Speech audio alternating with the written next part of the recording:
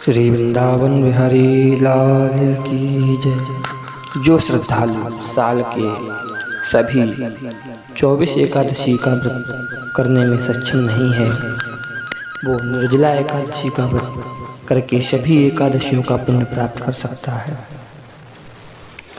साल की 24 एकादशी होती हैं, लेकिन जिस साल पुरुषोत्तम मास यानी मलमास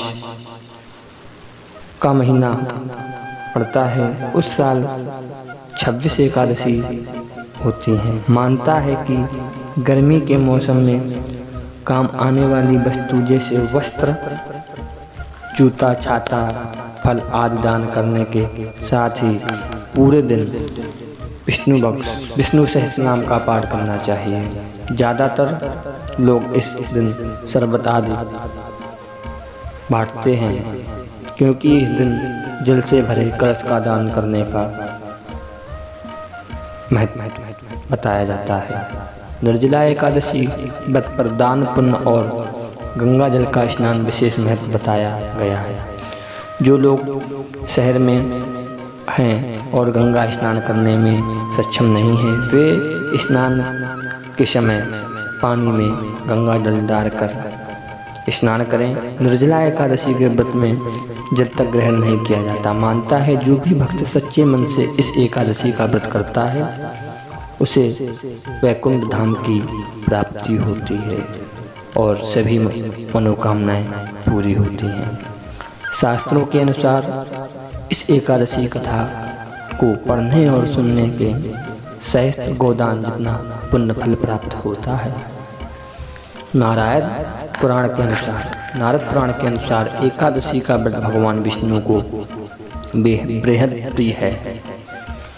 एक दिन सुबह स्नान आदि से निवृत्त होकर भगवान विष्णु का ध्यान करें और उनके व्रत का संकल्प लें। पूजा घर में भगवान विष्णु को गंगा जल से स्नान कराएं और रोली अक्षत से तिलक करें और उसके बाद व्रत का संकल्प लें। देसी घी का दीपक जलाकर भगवान से जाने अनजाने में जो भी पाप हुए हैं उसके लिए क्षमा याचना और प्रार्थना करें और उसके पश्चात आरती करें। इसके बाद द्वादशी तिथि को स्नान करने के बाद भगवान को व्रत का पूरा होने पर स्मरण करें। उसके बाद ब्राह्मणों को भोजन करवावें और दक्षिणा सहित विदा करें। जब सर्वज्ञ वेदव्यास जी ने पांडवों को चारों पुरुषार्थ धर्म, अर्थ, काम और मोक्ष देने वाले एकादशी व्रत का संकल्प कराया, तो महाबली भीम ने निवेदन किया कि पितामह, आपने तो प्रतिपक्ष के एक दिन के उपवास की बात कही है। मैं तो एक दिन क्या, एक समय भी भोजन के बगैर नहीं रह सकता। मेरे पेट में व्रत नाम की जो अग्नि है उसे शांत रखने के लिए मुझे कई लोगों के बराबर और कई बार भोजन करना पड़ता है। तो क्या अपनी इस भूख के कारण मैं एकादशी से पुण्य व्रत से वंचित रह जाऊंगा? पितामह ने कहा। भीष्म की समस्या का निदान करते हुए उनका मनोबल बढ़ाते हुए कहा कि नहीं कुंती नंदन, धर्म की यही तो विशेषताएं हैं कि वह सर्प को धारण ही नहीं करता, सबके योग्य साधन व्रत नियमों की बड़ी सहज और लचीली व्यवस्थाएं भी उपलब्ध करवाता है। अतः आप ज्येष्ठ मास की शुक्ल पक्ष की निर्जला एकादशी की एक एकादशी व्रत करो और तुम्हें वर्ष की समस्त एकादशियों का फल प्राप्त होगा। निसंदेह तुम इस लोक में सुख, यश और वैभव प्राप्त कर मोक्ष को जाओगे। इस आश्वासन से बकोदर भीमसेन भी इस एकादशी का व्रत करने का लायक हुए। इसलिए वर्ष भर में एकादशियों का पुण्य लाभ देने वाले इस श्रेष्ठ निर्जला एकादशी को लोग पांडव एकादशी या भीमसेनी एकादशी के नाम से भी जानते हैं। एक बार महर्षि व्यास जी ने पांडवों को यहाँ पधारे। भीम ने महर्षि व्यास जी से कहा, भगवान, युधिष्ठिर, अर्जुन, नकुल, सहदेव, माता कुंती और द्रौपदी सभी एकादशी का व्रत करते हैं और मुझे भी व्रत करने को कहते हैं, परंतु बिना खाए रहकर मुझसे नहीं रहा जाता। इसलिए 24 एकादशियों पर निराहार रहने का कष्ट साधना से बचा कर मुझे ऐसा कोई उपाय बताइए जिससे करने से मुझे विशेष असुविधा ना हो और सबका फल भी मुझे प्राप्त हो।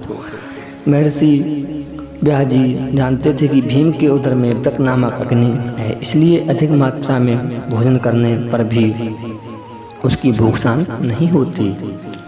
महर्षि जी ने भीम से कहा, तुम ज्येष्ठ शुक्ल पक्ष की निर्जला एकादशी का व्रत करो। इस व्रत में स्नान आचमन में पानी पीने से दोष नहीं होता है। इस व्रत से अन्य 23 एकादशियों का पुण्य का लाभ भी मिलता है। तुम जीवन पर्यंत इस व्रत का पालन करो। भीम ने बड़े साहस के साथ निर्जला एकादशी व्रत किया। इसके परिणाम स्वरूप प्रातः होते होते वह संज्ञाहीन हो गया। तब पांडवों ने गंगा जल तुलसी चरणामृत प्रसाद बनाकर उनकी मूर्छा दूर की, इसलिए इसे भीमसेन एकादशी भी कहते हैं। इस व्रत को नर नारी दोनों को करना चाहिए।